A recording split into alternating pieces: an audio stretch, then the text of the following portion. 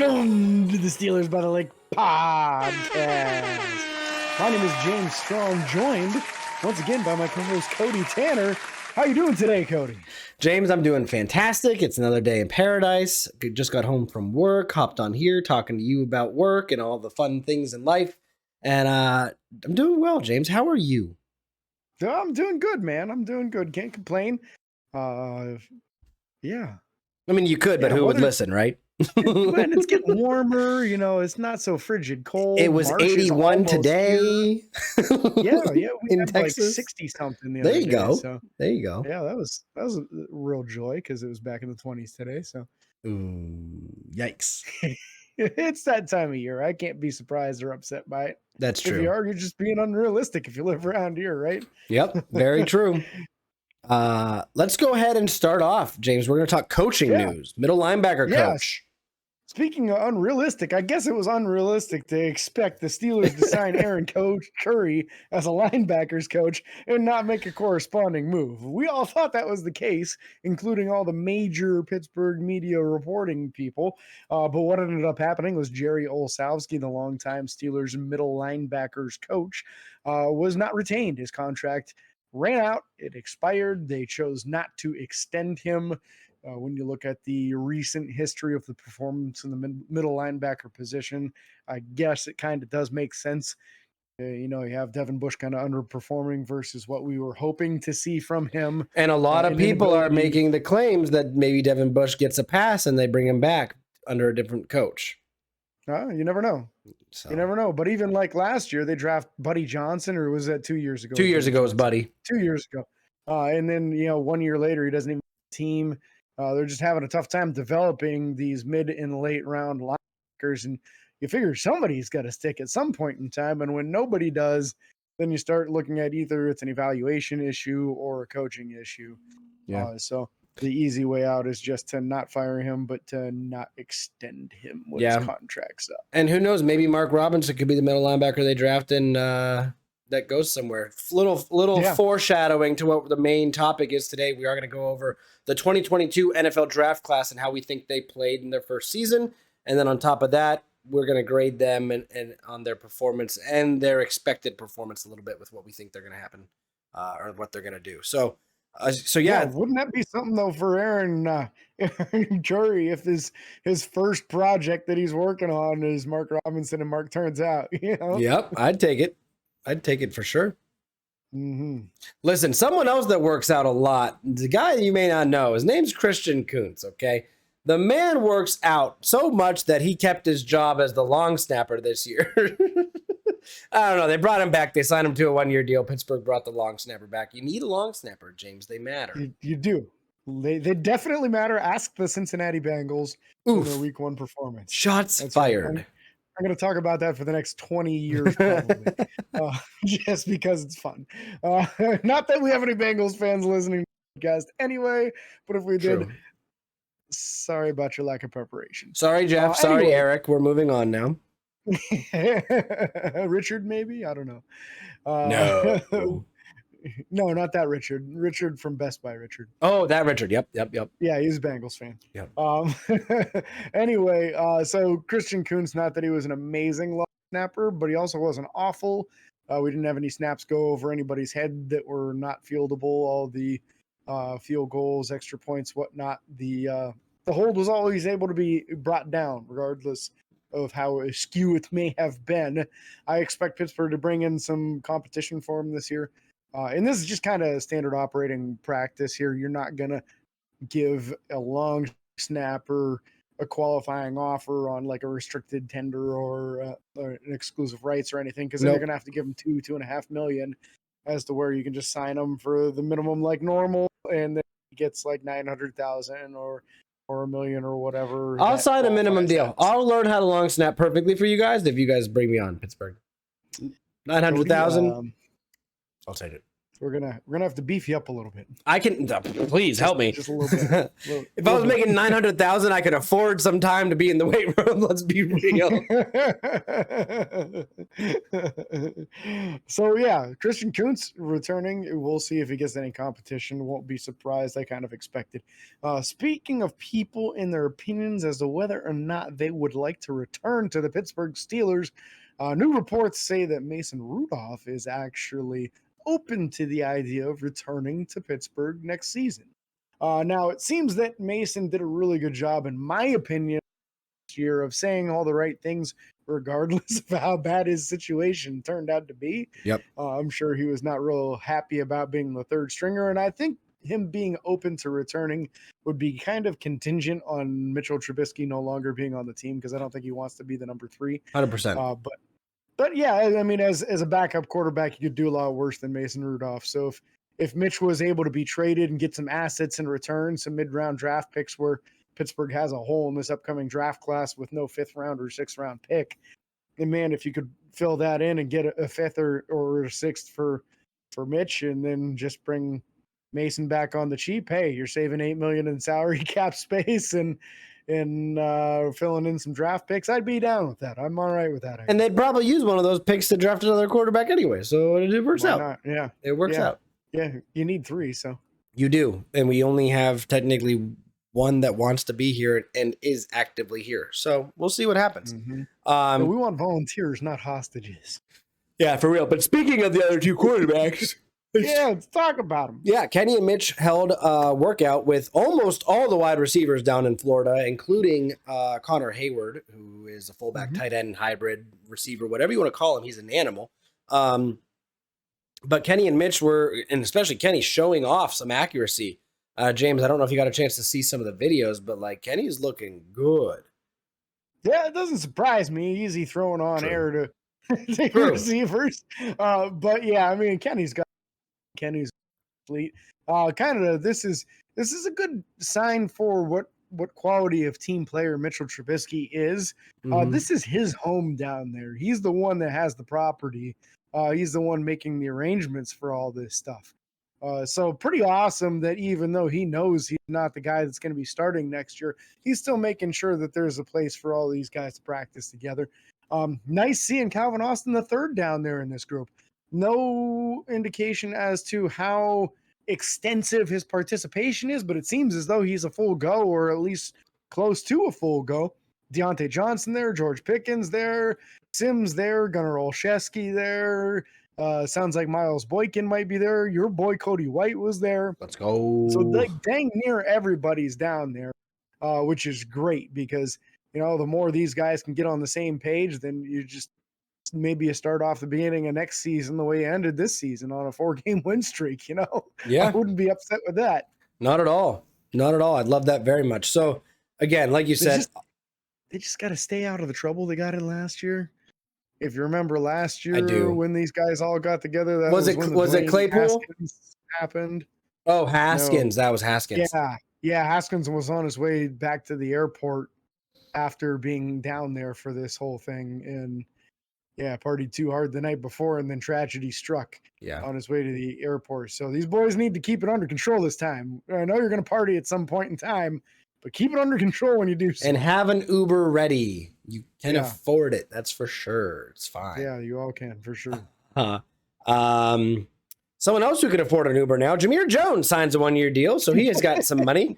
But Jameer Jones will be staying in Pittsburgh for at least another year, depending. I mean, they can always cut him and stuff like that. But they'll bring him. He'll ride into camp at the bare minimum. So that's another person that we will have on the team. And then another news: the scouting combine starts Thursday. I'm stoked about this. Holy crap! I'm stoked, but I forgot. Like, I didn't forget about it, but it just snuck up. Yeah. Like I did. Well, I'm not ready for it, James. I'm not ready for the combine. Yeah, they're starting day one with defensive linemen and linebacker. Great, because I think Pittsburgh is going to have a lot of interest in both those positions. So straight out of the gate, we get to see guys that Pittsburgh probably will draft in both positions. And then I think they finish up with running backs and O-line, I think is the last one. I think it goes D-line and linebackers, and then we get to see defensive backs, and then I think it's like quarterbacks and wide receivers, and then the other guys on the last day. So yeah, excited to see it. Definitely, you get to learn a lot. You especially get to see some names that you're not familiar with.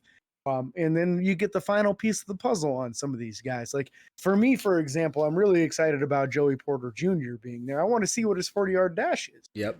If this is somebody that Pittsburgh is very seriously considering, which I assume they already are, based off of his body, like height, his length is incredible. We're expecting him to be 34, 35-inch long arms kind of guy for a corner. That's insane. Yep. The bloodlines, and then his man press cover ability, which is the principle of what Pittsburgh does. They're a man heavy defense. Yep. And it hasn't worked very well recently.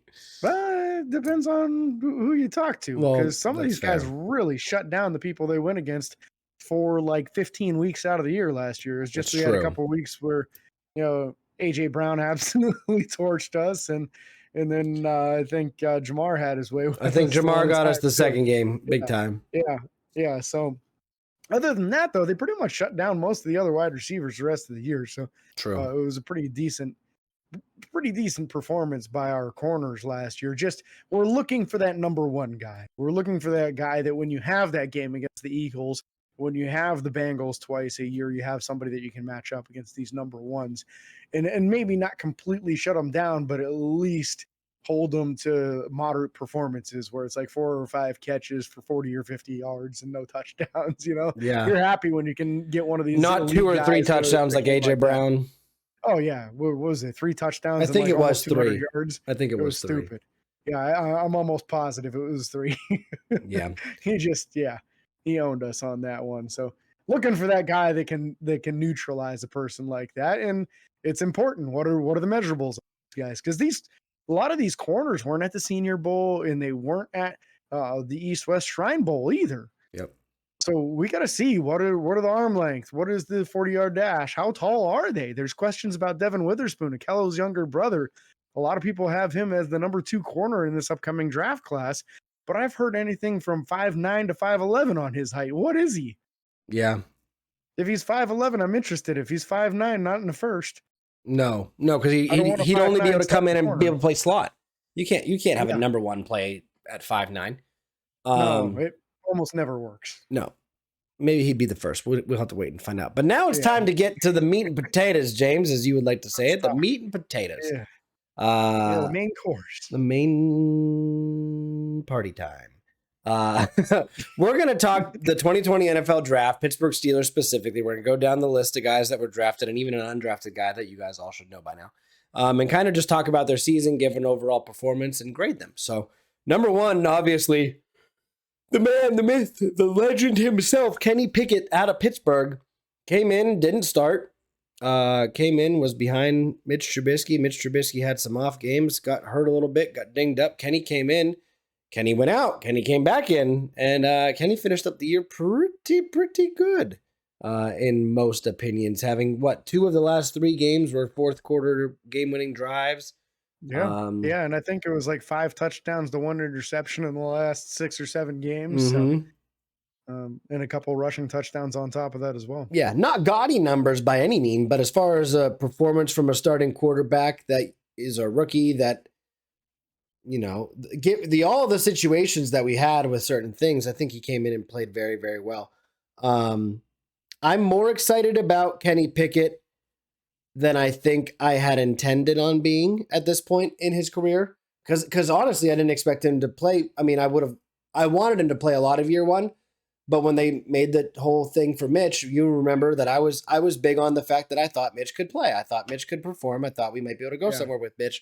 And it just wound up not being the case, unfortunately, or fortunately, however you want to look at it.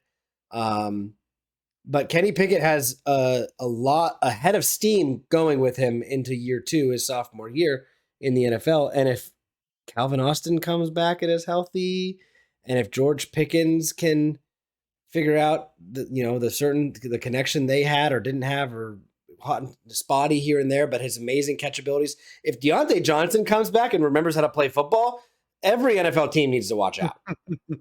Yeah. And it's because of Kenny Pickett and his ability to make plays and his ability. And the best way that I can describe it, before James, I'll let you have the floor. Kenny Pickett looked like a more reformed version of Ben Roethlisberger, in my opinion. He had the ability to play backyard football, but still did it in a way that you could tell he wasn't just playing backyard football. Ben, oftentimes you'd watch him scramble around and whatever. But Kenny was so precise on, okay, can I pass this here? Can I wait a second? Can I run? And like his decision making toward the end of the year, again, 5 touchdowns to 1 interception. That's great. So I'm excited for Kenny. I'm gonna start calling you Tony the Tiger here. He's great. So I'm also pretty excited about the pick. By the way, after I speak on him, both of us are going to give a letter grade, A through F. You can go A plus, A minus, B plus. You get the idea all the way on down. No point in putting a plus or a minus on your F if you're going to give somebody one. Anyway, but Mr. Kenneth Pickett, I'm pretty stoked about it. You know, I going into the draft class, I felt like his accuracy and better mobility than anyone was giving him credit for gave him an opportunity to really be something at the next level. And what has me most excited for going into next year is his clear ability to learn from mistakes and learn from coaching as the year went on. Early in the year, we talked about him running out of bounds when he should have been throwing it out of bounds so that he didn't lose any yards. Yep. He learns the next week, takes care of the issue. Then we talk about he's scrambling and maybe he's not looking down the field to throw the pass. He's just looking to scramble, and he's getting great scrambling yards, but he needs to keep his head downfield to try to get that open receiver after he extends the play. And then we start seeing him do that. Then we're talking about, are we doing any audibles, any hot routes going on? Then we start seeing the audibles. We start seeing connections with players like George Pickens in key situations. We see his chemistry with Connor Hayward. You can tell he's got an insane amount of trust with Connor Hayward, both coming on the same rookie class. So I'm excited about what the future can hold with Kenny. I think he showed an excellent ability to progress. It was almost like seeing 3 years worth of progression in one season. I thought it really was.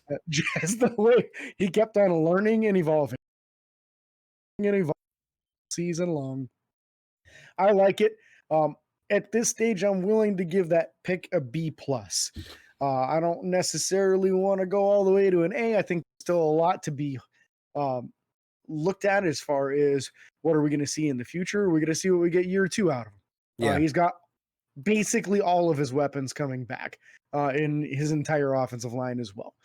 So I'm excited about what the future holds. I think he can really turn into more than that. But right now, I'm willing to give Kenny a B plus as far as a grade on the pick. Yeah, and so I guess I need to clarify this too before I give my grade. We're rating him as a player, correct? Or are we rating the pick as well for the position? Okay. Yeah, kind of a combination of both. Okay. I think I would go. I was leaning B plus, but I think I'm going to go with a B only because of if I look at the draft and you see how far the next quarterback fell in that draft. Malik Willis was picked in the 3rd round. So there's no, it's not, I'm not saying Kenny would have lasted that long or even to the 2nd round. But when you have the second wide receiver coming off 2 rounds later, it's hard to say. So I'm going to give Kenny a B, knowing that he can potentially be more coming. I mean, he's got to be more. We know that. You want to start off with George? Yeah. George Pickens was somebody I was really high. I thought if Pittsburgh was going to get George Pickens, this was the wide receiver from Georgia, obviously. Yep. I thought they were going to have to get him in the 1st round. I did not think he would be available by the time Pittsburgh picked in the 2nd round. So when that happened, I about lost my mind that day. I was very excited to see him get drafted. And then it was kind of like a slower start. And as the season went along, he started to get more and more involved in the offense. But what was constant from the beginning of the season through to the end of the season was his incredible ability to make ridiculous catches and his ability to know where the sideline is and make sure his feet are inbounds before getting the catch, which is something he could probably teach Deontay Johnson, honestly. But it's just an instinct with some folks. Either you have it or you don't. And he seems to absolutely have that, along with an incredible catch radius. I think it was an excellent pick. I think if you were to use like a value chart at the time, most folks would have had George Pickens going long before where that slotted pick was. Because of that, I would put this as an A minus. I don't want to go any higher than that because as of now, to see still that next step, right? We need to see him catching 70, 80 balls a year. We need to see 1,200 yards. We need to see 10 to 12 touchdowns. Then you can start talking about A and A plus, in my opinion. But right now, off of what we saw out of his rookie season, I am very comfortable going A minus with George, and I loved the pick at the time, and I still love it now.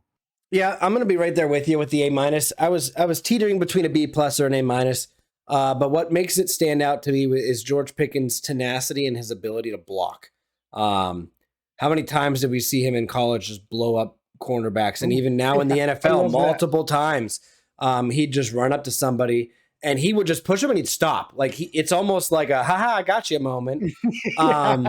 Gotcha. It's a personality trait that I think he has, that he's like, even if I'm not a part of the play where I'm going to be a target, I'm going to make sure that I'm noticed. I don't care if it's a selfish thing. I don't think it is, to clarify, but I don't even care if it is. Like, he's doing work. He's making sure that he does his job every single time he gets the opportunity to do so. And so I'm gonna stick with the B plus on. No, you know what? I'm gonna go A minus. I'd said that. And that's why I'm sticking with it, is because of that. And I'm excited to see what we're gonna get out of George moving forward for sure. DeMarvin Leal, the next one, round 3, pick number 84 overall. The defensive end out of Texas A&M, down near me now. Honestly, would have liked to have seen more from him this year. We saw a decent amount. I would have liked to have seen some more improvement. I feel like he struggled to get to the passer. I feel like he didn't do a whole lot I mean, obviously he was drafted as a defensive end, but we saw him play. We saw him in the nose. I think a few times he was in there. Am I wrong? I think he was a little bit more outside linebacker than he was nose. Yeah. I'm thinking of Adams. Leave me alone. I'm thinking of Adams. I don't know why I'm thinking of DeMarvin Leal. But yes, I would have liked to have seen more from him to be able to come in and play and counteract the TJ Watt injury and counteract, the rotation between Alex Highsmith and all these guys. DeMarvin Leal came in, and I think did he have a sack on the year? A sack and a half? I don't think he got any on the season, honestly. So, I mean, I'll double check it while you talk. Go ahead. For all the reasons that I just don't think, as a third rounder, typically you want to see a third rounder and even a fourth rounder be able to come in and make an impact. Maybe not immediately and like consistently throughout the year, but at least enough that it was worth the draft pick. And as of right now, I'm not seeing that out of DeMarvin Leal. I'm hoping that he has a stellar year too. I'm hoping that his sophomore year he blows up and he comes in and he's a great situational player, whether that's putting him on specific downs or distances or whatever, or just a guy to give Highsmith or TJ a rest. It would be nice to see him come in and be able to play that edge position very well, or that outside linebacker position very well, and hold the edge. But I'm going to give him a C minus in my opinion. A C minus for Cody on DeMarvin Leal. And in this whole thing, I agree very much so with a lot of what Cody said on this. When they drafted him, I was stoked. I was like, here we go. This is going to be that running mate for Cam Hayward. They had him listed at 6'4", 290. He seemed like he had decent length. Didn't measure great at the combine. Not a great bench press. Not a great 40. Not a great jumping. But his tape showed somebody that was very explosive. And you were excited. And I felt like early on in the season, he got a little pressure on the quarterback. He registered 3 pass breakups, which were all batted passes. Did not get any sacks, unfortunately, on the season, but he did register a blocked field goal against the Buffalo Bills. That's true. He did do that. 5. So he did get involved there, but I wanted to see so much more. What I wanted to see is who's going to be that next guy that can help Cam get to the quarterback. Like in previous years, I was really excited about the development of Henry Mondeau. He was an undrafted player, had a lot of juice when it came to rushing the passer. He always got pressure. He had some nice spin moves and stuff, and you didn't expect a lot out of him because he was undrafted, but boy, was he 100% effort, and you at least got some pressure on the cornerback when Henry was on the field. I didn't see that much out of the Marvin at all. And I feel like part of it was week one, they're going into the season, and here's what you're. And then TJ Watt blows his pec out, and they're like, crap, we kind of need you to play linebacker. So, how do you feel about trying to drop a little bit of weight as the season goes on here? And we're going to change your role a little bit, and we're going to line you up outside a little bit more.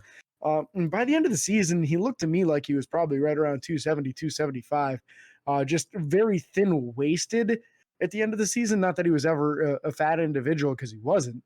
But he just looked thin by the end of the year. And he was wearing like long sleeves that were really baggy, so you really couldn't tell how dense he was in his upper half either. So what I want to see in year two is, what are we doing with the Marvin Leal? Yeah. Are we beefing him up and playing him as a defensive end / defensive tackle? Or are we telling him, hey, get that weight around 265, 270, let's make you an outside linebacker, and then you can be the top backup outside linebacker to TJ and Alex? Yeah. I need to know what way this is going. And again, sorry, I thought you had. No, we're good. And again, I think it's important to also reference he did tear his meniscus this year. He was injured for 4 to 8 weeks, somewhere in there is that normal time frame. But he was out a good portion of the season, and so obviously coming back from that, he wasn't probably 100%. Don't get me wrong. Same juice. Yeah, my C. What I give him, a C minus C. You gave him a C minus, and I'm going to go with C. I'm real close to you on this. Yeah. I don't feel like he was bad while he was out there. I just wanted more. It left me wanting more, and I liked a little bit of what I saw at the beginning of the season, and then I felt like it kind of faded, and then after he came back from the meniscus, just not as much juice as what you saw. I liked his effort. I liked his running to the ball. When they started using him more at the end of the season as almost more of an outside linebacker, I felt like he did a good job pursuing to the ball, forcing plays back inside of him, that sort of thing. I just want to see more, and I think that we will with an entire offseason of him working out and them telling him, hey, this is the position you should focus on, so do this with your body. Yeah. That's what he needs to know, and he needs time to do it. And I think we'll get a better year two than a year one. But I don't think it was a bad pick. I don't think it was a great pick. I think it was in the middle. If you looked at the draft class the year before, a lot of draft experts had the Marvin Leal as a top 3 prospect on the defensive line. Yeah. And then Pittsburgh ends up getting him in the third. So, from that perspective, it was a great value. Yeah. But I can't give him any higher than a C because it's just the performance wasn't there. Yep. That's going to make the next guy real hard to talk about. Calvin Austin III in the 4th round, number 138 overall. Didn't play. Didn't see anything from him. He didn't play all single year. But you know what? I'm giving him a D+ because he's... I think we should be fair to Calvin and give him an NA. Not applicable. That's fair. I feel like we can't really judge him because we got absolutely nothing, not even a single preseason True. game. I guess the reason... No fault of his own. Yeah, the reason I'm giving him the reason I was going to give him a grade is because at the bare minimum, he's like a draft pick this year. Yeah. So it's basically just saying, hey, I can't judge you yet, but you're on the team. Which I guess, is an NA as well. But Calvin Austin III. I think let's be fair to the young man. I don't want to give him NA. Yeah, when he didn't even get a chance to prove anything on the field. A+. Boy, I'm with you. I'm excited about this. It is absolutely like having an extra draft pick in this upcoming class. Yep. And it is possibly even a reason that Pittsburgh may not go wide receiver in the draft class because they know they have Calvin Austin III coming back. So really excited about what he has in the future, knowing that he's that low 4.3 40-yard dash kind of speed, which we haven't had in Pittsburgh since Mike Wallace. That's the last time. Dree Archer? Yeah. Anyway, anyone that actually played on the field. Other than kickoff? Yeah. And even that, he didn't do good kicks. No. The one thing that I will say about Calvin Austin III, or the other thing I'll say is, that the coaches are hitting up Kenny and Mitch saying, how's Calvin looking? How does it feel throwing to him? All this, they're doing their due diligence of reaching out and seeing how that's going. So, yeah, I bet they're all over that medical staff on how's he looking, how's he running, is he cleared, how's he progressing, are we going to have him in spring ball? Oh, yeah. Yeah. So no 5th round pick for Pittsburgh last year, but we did have a 6th round, James. Who was that? Dang right, it was Connor Hayward, baby, and we were both excited about this. We called for it I don't know how many times in our drafts. We said, give us Connor Hayward. We think it makes way too much sense to not happen. And there it was. Pittsburgh took him in the 6th round and really made both of us pretty happy in the process. And not to mention one Cam Hayward. That's always smart to keep that guy happy. But Connor then showed it on the field. And it is rare to get any kind of contribution out of a 6th or 7th round pick, in my opinion. And I feel like they definitely did. Connor was able to contribute on special teams and kick coverage a number of times, getting tackles. As the year went on, we saw him getting more and more involved in the passing game and receiving. Still has some work to do as far as his blocking, but he's kind of a smaller guy when it comes to that. He's around 6'2", 232, I think they have him measured. So I want to see him beef up. Whether they're going to play him at tight end still, or whether they're going to transition him to fullback to replace Derek Watt, whatever the plan may be, he is going to need more beef. I'm pretty sure did we not see a play where both him and Watt were in the backfield? Did we not see that? Yeah, let's give me a beefcake formation and 2 fullbacks with Najee at 245 pounds behind the 2 of them. That's right? What Philly did. That's what Philly did on their QB sneaks, pretty much. Yeah, so I just want to see him with a whole off season with professional weight room, with professional nutrition, with professional help from your weight staff, right? Your strength and conditioning coaches. When these guys can get you really aiming to where you're supposed to be, I think we're going to see a completely different body shape from Connor Hayward. Not in a bad way. I don't think he's going to put on bad weight, but I think he's going to get a little bit thicker. And I think this particular pick for me, I'm at I'm going to give him a solid B.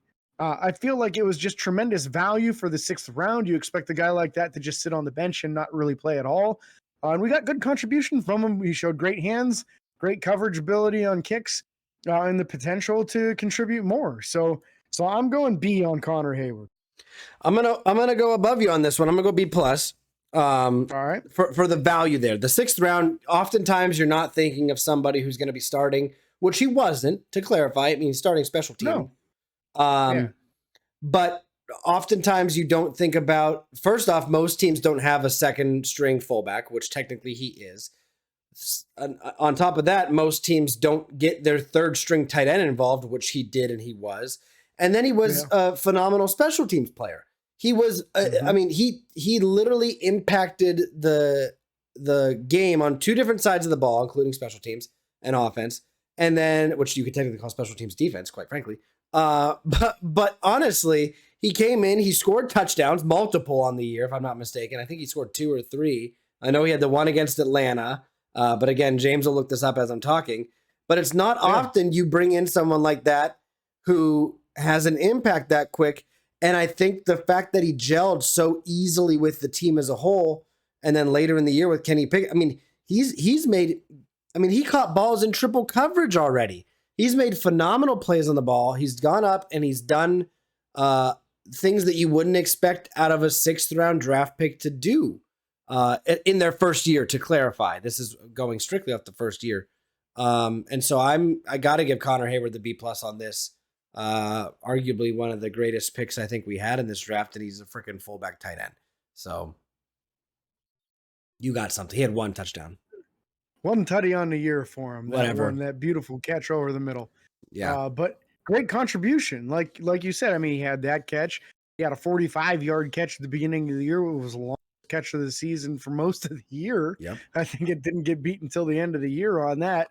And then we saw him, what was it, the last game where he had that reverse out of the tight end set where they gave it to him, and he sealed the game sealing run, and then he slid down to stay in bounds and keep the clock running. Just mature beyond his years, and way more than you expect to get out of that late of a pick. So that's why both of us are so high on the pick. As high as we are on that one, the next guy, one Mr. Mark Robinson. We had 2 picks in the 7th round. The first one, linebacker Mark Robinson. One of the things that really popped on tape when you watched his college tape, which was only 10 games at the position. Yeah. He played middle linebacker for Ole Miss for just 10 games, was a running back the rest of his career. But he really shined in the game against Malik Willis when Ole Miss played them. That was a game that I got the opportunity to watch, and I watched it because Pittsburgh was looking to draft a quarterback, and two of the top quarterbacks were in that game. So I wanted to see it. And Malik looked horrible in the game. And then you pointed out to me closer to the draft, actually after the draft, you said, guess who that was shadowing him the whole game? That was Mark Robinson. And I said, holy crap, we got something here, man. This is a kid that basically had his way with most teams in college and really was unstoppable. And in that game, he couldn't get anything, including he couldn't get past the line of scrimmage when he tried to scramble. And a lot of that was due to the abilities of Mark Robinson. Mark didn't get a chance to play much through the season, but did contribute late in the season when Pittsburgh had some opponents that were going to be run heavy. They decided to try something different instead of just beating their head against the wall, doing the same thing that hadn't been working time and time again, right? Went to a different formation and let Mark Robinson play, and he shined. Yeah, he did. A lot better in his first appearance than in his second one. But we got to at least say, hey, there is some reason to be optimistic on this guy. We're looking forward to seeing what he can contribute next year. There's a possibility he even earns a starting job opposite of Miles Jack. We'll see how this goes. But I'm optimistic about the future. The human torpedo nature that he has in him, his ability to hit somebody and explode into him when he does it. And he's just very, very bursty. When he decides he's going to go somewhere, he gets there quick. So when it comes to Mark Robinson, I'm thinking a C+ on him. I like the value, and there is still hope going into the second season that he could turn into even more than this. We could be doing a review next year of this class and both be talking about him as a B, even an A pick if he continues to progress. Yeah. But I want to hear your input on this, Cody, and where you would judge that pick. No, I love the pick. I'm going to go right there with you with the C+.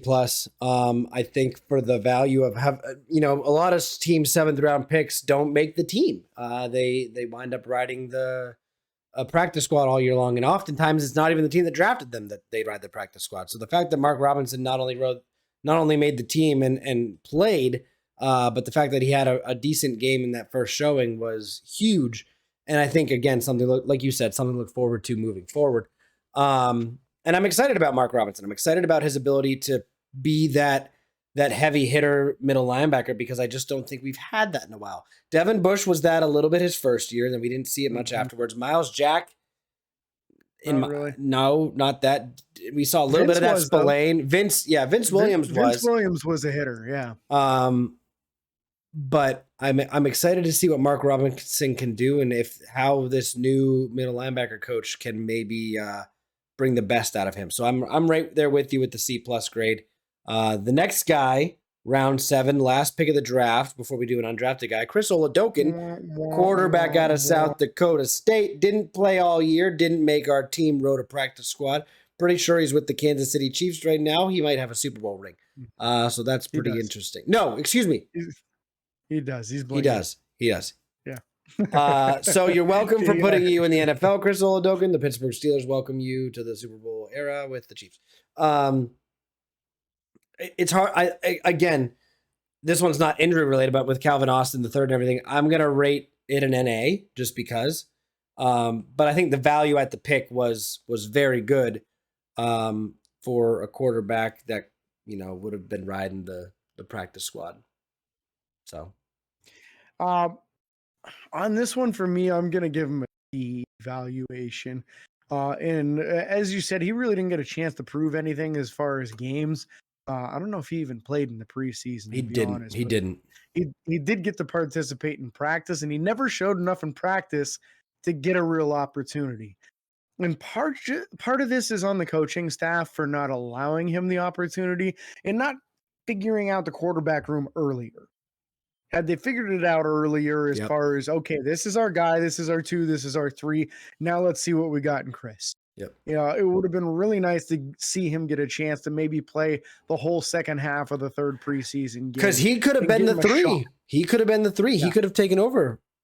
And I have to feel like they could have gotten something in a trade for Mason Rudolph. You could have gotten a 5th or 6th for him, I would think. Yeah. Because somebody needed a better number 2 quarterback than what they had, and he would have been an upgrade for a number of teams. But here we are. Unfortunately, I feel like it was a draft pick not wasted, because they were looking at it saying, hey, we're drafting our quarterback of the future early, but we do need a backup quarterback of the future, and probably the guys on the roster aren't it. So I think that was the idea behind it. Well, and you discussed it too. Roster spaces. Yep. Yeah, not being able to protect guys on the practice squad and not being able to protect him to get him to the practice squad is where the issue came to. So I think they had every intention of, when they cut him, attempting to scoot him onto the practice squad and then carrying him, and then probably this coming season would be his opportunity. I'd love for him to have the opportunity right now coming back with the Steelers, but instead he's going back with the Chiefs, and he might be their number 2 quarterback. So sucks that he didn't really get a full opportunity. I'm giving it a D grade more because of the Steelers front office kind of botching that one. But how mad can you be when it's a late 7th round pick? It's not really completely wasted. But there it is nonetheless. Now, the last guy that we're going to talk about here, not a draft pick, but you do have to lump him in to this draft class, or at least this year's players of rookies. He's in the rookie pool. Jaylen Warren, a running back who completely undrafted, to passing up every running back on the depth chart other than the first round pick in Najee Harris. Had some fumbling issues early in camp, and they went with the old school high school treatment and told him, here's the football, carry it everywhere you go. If we see you anywhere without it, you're getting fined. and if anyone is able to strip it from you, and they are invited and encouraged to try to do so everywhere you go, you're paying a fine. So I love the old school mentality on it. And it seemed to work because he definitely fixed the issues. Just a hard-nosed runner. Great burst. You really didn't expect to see that kind of burst out of an undrafted guy like that. And then the running backs coach for the Steelers, Eddie Faulkner, actually said that they had him rated as something like their 7th or 8th best running back in the entire draft class. And then he goes undrafted, and they're able to actually pick him up afterwards. So tremendous pickup there. Cody, I'm going to let you grade him first, and I'm going to let you talk on him first before I throw a grade out there. It's already done. He's an A. And so that's why you're putting your hands up. You're giving me an A. I was not Y, not M, not C, but A. But A. Yeah, Jaylen Warren, in my opinion, is the highest rated one, and obviously it's the value. It's the value there. If you draft him in the 1st, 2nd, 3rd, 4th, or 5th, his value is pretty decent. It was a B+ performance, B whatever. The fact that he went undrafted, the fact that we were able to pick him up on a dirt cheap contract, the fact that you're able to bring someone in that can not only be a great adjacent back to and a counter to the Najee Harris running style. Not that he runs soft, like you said, he's a very hard-nosed runner, but he's a little bit more speedy and quick to the hole than Najee is. Yeah. That on top of the fact that he can also pass block and block fairly well. Real well. A. Yeah. I can't. Yeah. How do you go from an undrafted guy to being the trusted 3rd down back because you're so good at pass blocking? Yep. That's impressive. Yep. So the only thing that's keeping him from an A+ is the fact that he didn't, he wasn't in the end zone a whole lot. He didn't necessarily win games for us or anything like that. But his play style, his abilities, the undrafted, price tag on him, it's boom, A, easy. Yeah. I'm with you on this. I'm also going to give him. I was a little unsure as to where I was going to go with it. Right on. To get that kind of value, to get a guy from undrafted, you usually expect an undrafted guy that makes the team just to be that, weekly inactive, that 5th string wide receiver, that backup offensive tackle that doesn't even dress on Sundays, or the backup corner that maybe plays as a gunner, like something like that. But this was the number 2 running back, and he was the 3rd down back, and he contributed heavily, and he got great explosive plays, and he provided some punch when Pittsburgh needed it. So tremendous. If Pittsburgh can get back into the habit of finding undrafted talents like him once a year, that's how you really win. That's how you win, when you're pulling in guys like that. You get back to the old history of finding guys like Ramon Foster after the draft, and finding your James Harrisons and your Willie Parkers and these guys that aren't drafted and then end up becoming starters and very good starters at that. I mean, yeah, James Harrison might end up a doggone Hall of Famer. Oh, he will. He will. But yeah, so that's the draft class. That's what we're going to talk about. Side note news before we end the show. Ex-Pittsburgh Steeler Hines Ward did get his first win as a head coach in the XFL for the dominant fashion too. San Antonio something or others. The Brahmas. The Brahmas, baby. Whatever. Yeah. Whatever. They whooped the crap out of him. I'm gonna reach out to him. I'm an hour from San Antonio. Maybe him and I can have lunch. Do lunch. Do some lunch, man. We'll figure it out. Who got the first touchdown of that game, and it was not for Hines' team? Who? Eli Rogers. That's right. Wow. Former Pittsburgh Steeler. First touchdown catch of the game with the former Steeler and Giant, if I'm not mistaken. Did he go to New York afterwards? I think he went to New York afterwards. Yeah. Pretty sure. Yeah, they said he had 5 years in the league. Dang. But yeah. So that's going to wrap up this episode. If you guys think we graded incorrectly or want to drop your own grades, let us know in the comments or DM us, and we'd love to talk about it on the show. Again, we can't thank you guys enough for listening. Be sure to like and follow on Facebook, Twitter, Instagram, TikTok, and YouTube. Subscribe and ring the bell. It's free. And until next time, this is your host, James and Cody, signing off. Deuces.